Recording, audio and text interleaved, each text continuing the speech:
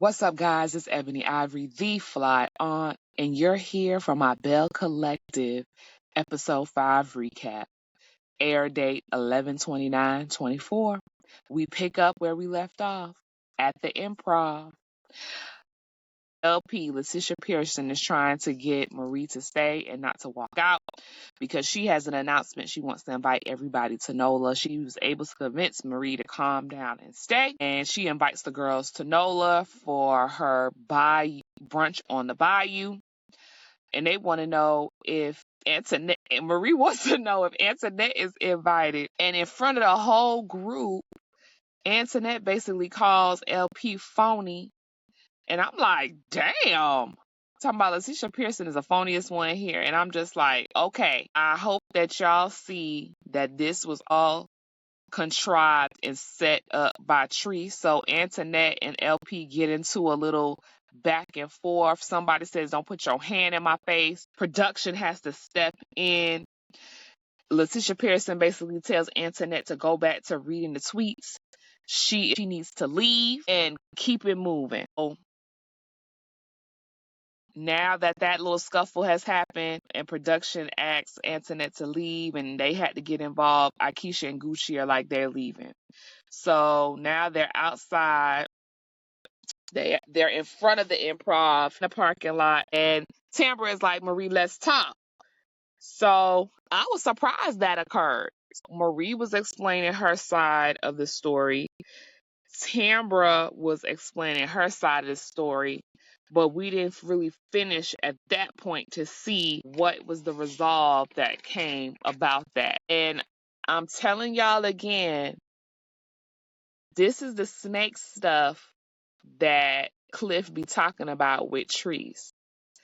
Trees definitely set this in motion, because how are you on the show for 4 years and you have this much animosity? This much animosity is just crazy to me. So you coming in hot and ready like Little Caesars. So now Antoinette, Gucci, Trees, and Akeisha, they all outside. Antoinette is asking Akeisha if she's offended by what happened, what was said. Akeisha was like, I know you weren't talking to me, so I'm not offended. I'm like, girl, stop feeling like you not included, because she definitely was talking about your ass too. Keep it cute, okay? So, the conversation between Marie and Tamra, it actually moves outside and they're still talking, but we don't get to see if there's any resolve as yet. So we're at the next scene. We're at a barbershop. I'm not sure if JJ's son-in-law owns the barbershop or if he just works there, but JJ wants to have a guy's day out. They have a pool table and, some other amenities that the guys can take advantage of. It's a really nice barbershop. JJ mentions that his son-in-law is having infidelity issues like Glen had. So we have Willie, we have Glen, we have JJ, and we have Cliff that are attending a guy's day out. Glen confronts Willie about his jokes about his rap career. And Willie don't give a fuck. He said what he said. He said that it didn't sound good, and that's that on that. Willie basically kind of telling him don't be so sensitive about it. And Willie wants to invite the guys on a podcast. Cliff said he'll come on if the vibes are right. And Willie said, well, you the one in the pink shirt. And I'm like, oh, shoot, what's happening here with the guys? So Cliff basically says in the confessional that Willie's wife, Akeisha, is jealous of Treese. And Willie is harboring that resentment of his wife not liking Treese. And he's putting that onto Cliff. And I was like, ooh, damn. So it started to get a little contentious. So Glen and Cliff left, because Glen is still feeling away because he said his raps was trash. And let me know what you guys think. Do you think that's true? Akeisha is jealous of Trees? Do y'all think that's the case? And please don't forget to like, subscribe, comment, and turn on your notifications so you are notified the next time I post a recap. So the next scene we have Selena, Tambra, and Treese. They're at a voting event. that Treese is speaking at. After she does her little speech, Selena, Tambra, and Treese discuss how sizzling hot Antoinette came in to the improv situation. And Tambra says that Antoinette's behavior was understandable. Now, see, this is how the double standards come into play, because how was Antoinette's behavior understandable? It was piss poor of her to behave the way that she behaved, or it's because she's doing it against somebody you don't like, so that's why it's okay. The double standards. Give me your thoughts on that, guys. Tree says that she is going to NOLA, and Tamra brings up the fact that her and Marie talked it out and they're on the same page. They came to an understanding. Latrice is saying she needs this trip to NOLA. Cliff is coming, and then she's basically complaining about Cliff because now they working together at this restaurant. It's even more tension. Building a new goddess lent. There's even more tension. Da da da da da. Same old song and dance with them too. The next scene is Glen and Letitia Pearson are at their house. And, basically he wants to know if Marie is coming to NOLA, because if you don't know, Glenn has issues with Marie. He feels like Marie takes up a lot of LP's time. So he's jealous, basically. So he's like, well, how's Marie coming on a couple's trip and she ain't got no couple? I say, boy, I tell you, he don't miss an opportunity to shade Marie. They're like, Marie is coming over. She didn't really say why. Marie then comes over and let us know that somebody shot up her house. And she actually had the video footage. Like, they was lighting, it was two gunmen. They were lighting up Marie's house. Now, Marie lives in a gated community now, a good neighborhood. And when they came to do the shooting, the guys were on foot because they must have not been able to get through in a car. But, they don't know why or who would want to shoot up Marie's house. Marie certainly doesn't know why anybody would want to shoot up her house. She hasn't done anything to anybody for that type of retribution to be happening on her behalf. Both Glenn and LP offer support, encouragement, telling them like she can come stay there. She doesn't feel safe. They were offering support, but they also was wondering, what the hell did you do, girl, for somebody to want to shoot up your house? Thankfully, nobody was hurt, and that's the most important thing. Nobody was hurt. So the next scene is JJ and Gucci. They're at their home. Gucci's daughter Dee comes over to talk, and she's just been struggling with her mental health and co-parenting with her baby daddy. Gucci told her she should have stayed in therapy. The young lady felt like the therapy wasn't working, and it's also divulged that Dee was actually at a bridge and ready to jump and take her own life. And that is so, so, so sad. Gucci is like, we need you here. Ari needs you. You can't do this. JJ is like, listen, you can't do this. You can't take your own life. We as a family, we all just need to come together. And Dee makes a very important and insightful statement.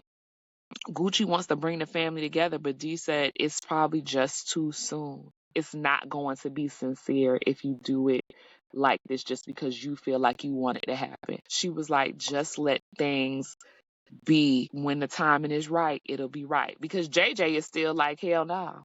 We not making up nothing. That's just not what it's going to be. And Dee also brings up, she was a little bit hellish towards JJ and they moved past it and stuff like that. And, you could tell JJ it really cares for Dee. You can tell by their interaction. He cares for Dee and he wants to make sure she's okay. They're going to actually have a baby Ari's birthday party at Gucci and JJ's home.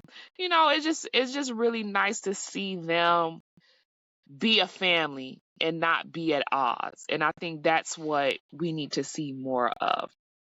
So the next scene is the Why Willie podcast. JJ and Willie are going to film an episode in person because usually it looks like they use some kind of streaming app when they're filming. So this time they're filming in person and the wives are there. And please, I have my own podcast called Conversations with a Fly Aunt. I have a playlist on YouTube, and I'm on all podcasting platforms. So look up The Fly Aunt and check out my podcast. What goes on in the house no longer stays in the house. Yes, shameless plug. All right, so on the Why Willie podcast, they talk about menopause and they talk about intimacy. And, that is basically it for that scene. So we have.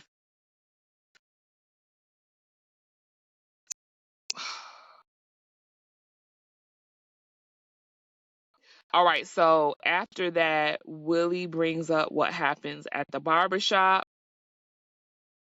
Willie goes on to say, that he was told that by Glen and Cliff that he thinks he's better than them, but he's like, he doesn't think he's better than them. He just holds himself to a higher standard, and that's it. That's all. The subject of Selena comes up about the NOLA trip because Aikisha's basically kind of wanted to know how's that going to work. And again, JJ and Gucci is like, if she's there, we're not there. And that's just what it is. He's like, he's hoping that they can all go on a trip and have a good time. But if she's going to be around, they ain't going to be around. And that's just all that it is. So next scene, we are at Ari's birthday party at JJ and Gucci's home. And they got a big ass house with a lot of land. Okay. And a Star shows up to the party with her baby. So she, Star is in the mix and everybody's just having a good time. Tambra shows up. She doesn't bring the baby. LP comes with Joshua. Marie comes with Zuri. And everybody seems to be having a good time and getting along. And, Gucci shares with the girls what Dee has been experiencing. And because she did try to unalive herself. She had to spend some time at a mental health hospital, and that really traumatized her as well. And Marie just has a conversation with Dee and tell her that she's there for her. This is, basically, this is what Marie does. Mental health. This is what Marie does, and that she can talk to Marie. Anything that she says, it'll be between them, and she kind of opens the door to let her know that she's there for them. And that's a village. That's like a community, and I love that. And all of them offered loving words of support towards Dee, and Gucci told them because she felt like it was a safe space and a safe circle. And this is what the collective should be focused on. I love this kind of seeing this kind of stuff. So basically after that, the next scene is LP's office. And lo and behold and lo, guess who pulls up? We got Cliff. So Cliff makes an unexpected surprise, and Letitia's like, who sent you? Who you here for? Who sent you, Treese or Glen? And he's like, Treese don't know I'm here, but Glen sent me. So Glen sent Cliff as his representative. I think that was the wrong goddamn person to send. I think if Cliff was going to send this message, he should have sent it through cousin Dwight, because Dwight got a lot of sense. Cliff ain't got no sense. He ain't going to make this any better. So Cliff is basically speaking on his behalf, saying that Glen wants to be an entrepreneur, and LP is telling him, like, Glen makes not good money, but great money doing what he does, and, the insurance and all of this stuff comes up to play. And Cliff is like, well, y'all should have talked about that before he quit. She said, what you mean? She said, he didn't talk. I didn't know anything. Other people knew that Glen was quitting his job before I did, so I couldn't even raise that issue with him. And she questions Cliff, well, when did you find out that he was going to quit his job? And he was like, giving like a very vague answer. So she says, Cliff makes the mistake and says that he already has the plan, and the plan is already in motion because he done got a box truck already. And LP is like, what? What you mean he got a box truck already? And it's just like, goddamn.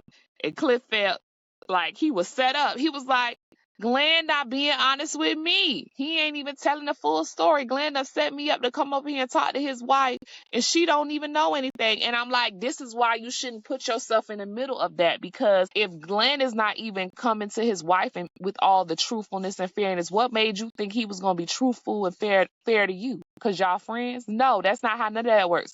Glen is not a forthright person. He's just not. Glen does what's best for Glen. And to add insult to injury, Cliff also says that maybe your husband just didn't feel secure in telling you what was going on because he didn't want to hear your reaction. And the episode is over.